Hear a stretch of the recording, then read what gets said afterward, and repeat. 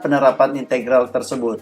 Jadi, penerapan integral yang pertama yang akan kita bahas adalah gimana penerapan integral pada surplus konsumen, dan yang kedua, gimana penerapan integral pada surplus produsen. Apa sih itu surplus konsumen dan surplus produsen? Nanti ya kita bahas di slide berikutnya. Yang jelas, lawan dari kata surplus itu adalah defisit. Oke, kita lanjut dulu ya. Nah, yang pertama kita ngomongin bagaimana penerapan integral dalam surplus konsumen. Sebelum kita bahas gimana penerapan integral pada surplus konsumen, saya mau jelasin dulu apa sih itu surplus konsumen. Nah, sebelum kita bahas gimana penerapan integral pada surplus konsumen, saya jelasin dulu apa sih itu surplus konsumen.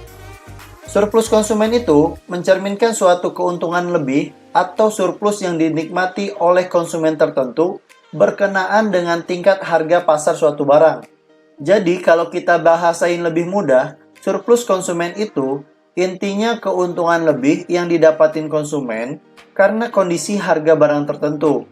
Nah, secara grafik, besarnya surplus konsumen yang dinikmati itu sebesar daerah yang diarsir, yaitu PE, E, dan D. Nah, jadi surplus konsumen itu adalah yang diarsir ini, di antara 3 titik ini. Gimana sih ceritanya kok bisa itu pula yang jadi surplus konsumen? Gini ceritanya.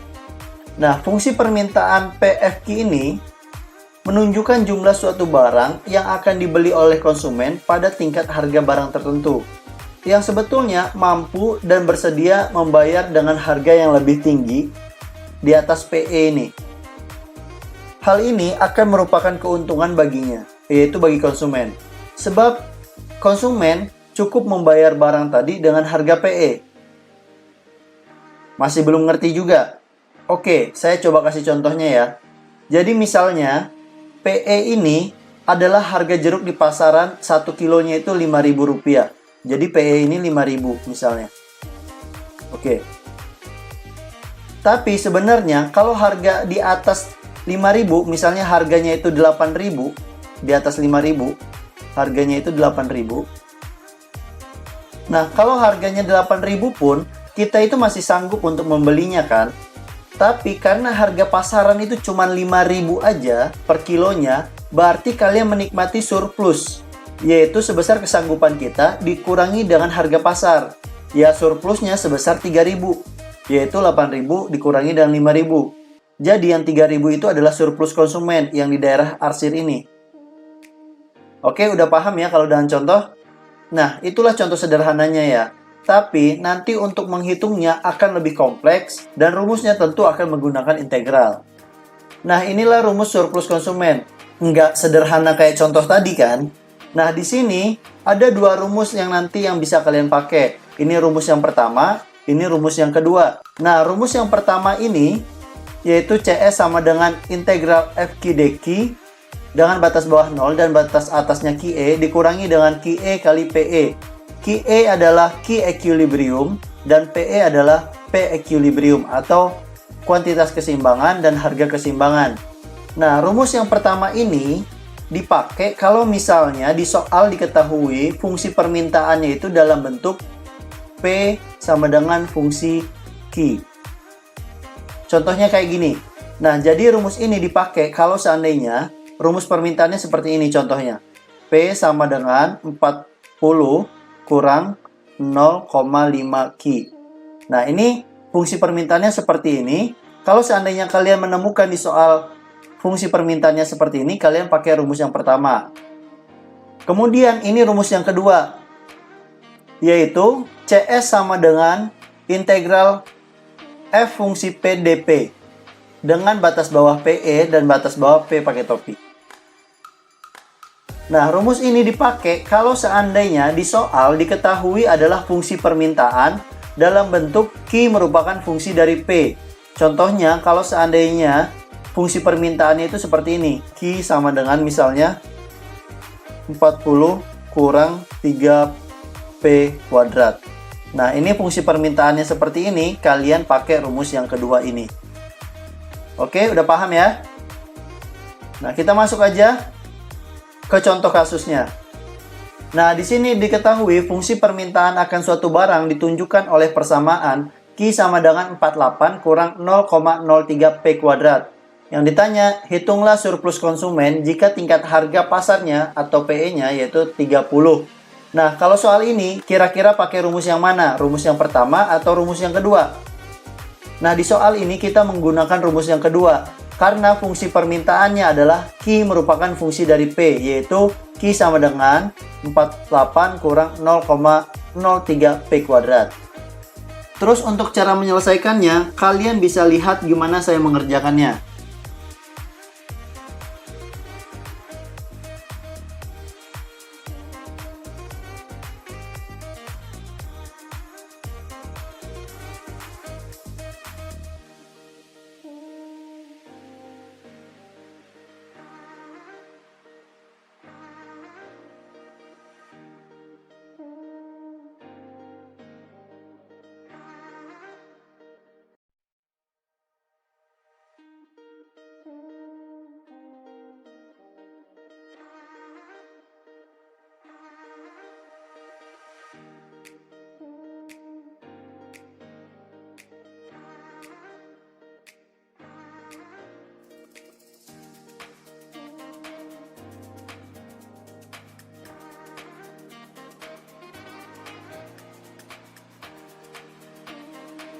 Nah, di sini kita memperoleh surplus konsumennya yaitu sebesar 110. Jadi, langkah pertama kalian misalkan dulu P-nya 0, maka Q-nya itu dapatnya 48. Jadi, kalau seandainya P ini dimisalkan 0. Kemudian, kalau seandainya Q-nya 0, ininya Q-nya 0, maka kita peroleh P-nya itu 40. PE sudah diketahui di soal yang ini. Nah, ketika PE ini kita ganti ke sini 30, maka diperoleh QE-nya itu 21. PE QE ini yang akan digunakan dalam rumus integralnya. PE digunakan di sini 30, kemudian P ini dapatnya dari sini. P-nya 40 dari sini. PE-nya dari sini.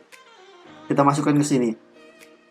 Jadi, kalau kita masukkan dan kita gunakan integral tertentu, hasilnya adalah 110 untuk pertanyaan dari contoh kasus ini. Oke, sudah paham ya? Nah, berikutnya, bagaimana kalau seandainya kita buat dalam bentuk grafik? Untuk membuat grafiknya, kita masih menggunakan pemisalan pada slide sebelumnya, di mana jika P sama dengan 0, Q-nya sama dengan 48, ketika Q-nya 0, P-nya 40, dan ketika P-nya 30, maka QE-nya yaitu 21. Cara membuat grafiknya, kalian perhatikan yang saya lakukan ini. Ini sumbu horizontal, yaitu ini Q, dan ini sumbu vertikal, yaitu price atau harga. Pertama, ketika P sama dengan 0, P-nya 0, Q-nya 48, di sini 48. Kemudian ketika Q-nya 0, P-nya 40, di sini 40. Berikutnya, ketika PE-nya 30, kita misalkan di sini 30. Nah, ketika 30, QE-nya 21, berarti kita anggaplah di sini 21. Kemudian kalau kita sambungkan ini garisnya, berarti ini bertemu di sini ya. Di sini. Ini adalah PE, ini adalah IE. Nah, berikutnya kalau seandainya kita buat garis permintaannya akan seperti ini. Seperti ini. Kemudian surplus konsumennya adalah ini yang di atas PE yang saya arsir ini. Nah, ini adalah konsumen surplus. Gampang kan ya bikin grafiknya? Oke, berikutnya biar nggak lama video ini, kita lanjut aja ke penerapan integral dalam surplus produsen. Nah, kalau surplus produsen ini menggambarkan suatu keuntungan lebih atau surplus yang dinikmati oleh produsen tertentu berkenaan dengan tingkat harga pasar dari barang yang ditawarkannya. Ini biar lebih pahamnya, kita lihat nanti aja pada grafiknya. Biar kalian bisa memahami dengan contoh yang saya berikan. Ini grafiknya. Di sini disampaikan bahwa surplus produsen itu adalah daerah yang diarsir. Nah, ini yang tanda panah ini adalah surplus produsen yang saya arsir. Yaitu surplus produsen berada di titik PE, D, dan E. Nah, jadi gini ceritanya. Fungsi penawaran PFQ ini menunjukkan jumlah suatu barang yang akan dijual oleh produsen pada tingkat harga tertentu. Jika tingkat harga pasar itu PE di sini, maka bagi produsen tertentu yang sebetulnya bersedia menjual dengan harga yang lebih rendah dari PE. Hal ini merupakan keuntungan baginya, sebab produsen dapat menjual barangnya dengan harga PE, yaitu harga yang lebih tinggi dari harga jual semula yang direncanakan. Nah, bingung ya? Nah, contohnya kayak gini nih. Misal kita jadi penjual mangga. Mangga nih ya, kalau tadi jeruk, sekarang mangga. Harga mangga di pasaran itu Rp20.000 per kilogram. Yaitu di sini, 20.000. 20.000 per kilogramnya. Nah, itu kita anggap sebagai PE-nya, harga pasaran. Sebenarnya nih, kalau kita itu sebagai produsen mangga menjual dengan harga di bawah PE, harga di sini di bawah PE, misalnya harganya 15.000 aja. Itu kita udah untung sebenarnya dengan menjual 15.000. Karena mungkin modalnya cuma 10.000 gitu ya. Break even point-nya cuma 10.000 misalnya. Jadi surplus produsen, kita sebagai produsen itu, sebagai penjual, yaitu surplusnya 20.000 kurang 15.000, yaitu 5.000. Nah, daerah yang diarsir itulah yang kita anggap sebagai surplus produsen yang kita nikmati sebagai penjual mangga yang sebesar 5.000 itu. Oke, udah paham ya?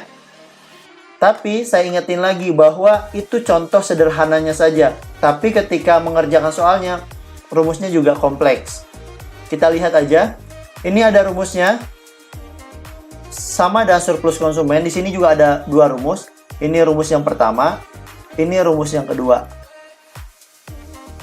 Nah, rumus yang pertama, PS, yaitu sama dengan QE kali PE kurang integral FQ/DQ dengan batas bawah 0 dan batas bawah QE. Atau rumus yang kedua yaitu PS sama dengan integral FP/DP dengan batas bawah P topi dengan batas atasnya PE. Rumus yang pertama ini digunakan kalau fungsi penawarannya, nah kalau di sini ngomongnya kita fungsi penawaran bukan fungsi permintaan karena di sini sebagai produsen. Nah, rumus yang pertama ini digunakan kalau seandainya fungsi penawaran itu merupakan fungsi Q. P sama dengan fungsi Q. Dan ini digunakan kalau seandainya fungsi penawarannya I sama dengan fungsi dari P. Oke, jelas ya? Nah, biar lebih jelas kita lihat aja contohnya. Di sini seorang produsen mempunyai fungsi penawaran P sama dengan 0,5 Q tambah 3. Yang ditanya di sini adalah berapa surplus produsen itu bila tingkat harga keseimbangan sebesar 10. Ini berarti PE. Nah, cara mengerjakannya kalian bisa perhatikan apa yang saya lakukan.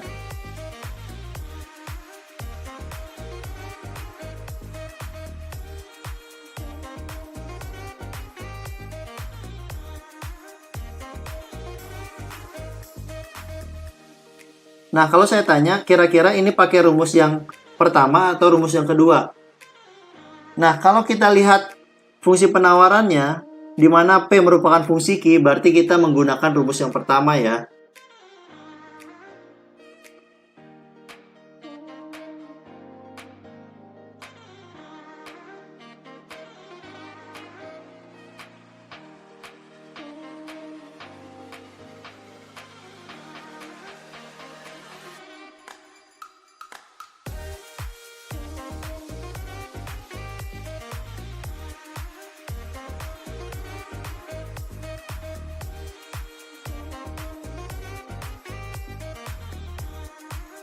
Dari soal ini kita memperoleh surplus produsennya yaitu 49. Cara menyelesaikannya yang pertama, di sini kan P-nya udah diketahui. Nah, ini saya balikan kalau seandainya kalian menggunakan rumus yang kedua. Sedangkan di sini saya menggunakan rumus yang pertama. Jadi, persamaannya yang dipakai yaitu fungsi penawaran yang ini. Kalau seandainya kita misalkan P-nya sama dengan 0, kita memperoleh Q-nya min 6. Ketika kita misalkan Q-nya sama dengan 0, maka P-nya yaitu 3. Ini sebagai P topi. Kemudian PE yaitu diketahui di soal 10, maka QE-nya 14. Dapatnya dengan cara memasukkan nilai 10 ini ke dalam persamaan P ini. Berikutnya kita masuk ke sini. Kalian cari aja dengan integral ini 14 kali 10, 140. Dengan cara integral yang sudah kita pelajari dengan kaedah-kaedahnya pada pertemuan sebelumnya, maka kita memperoleh PS-nya yaitu 49.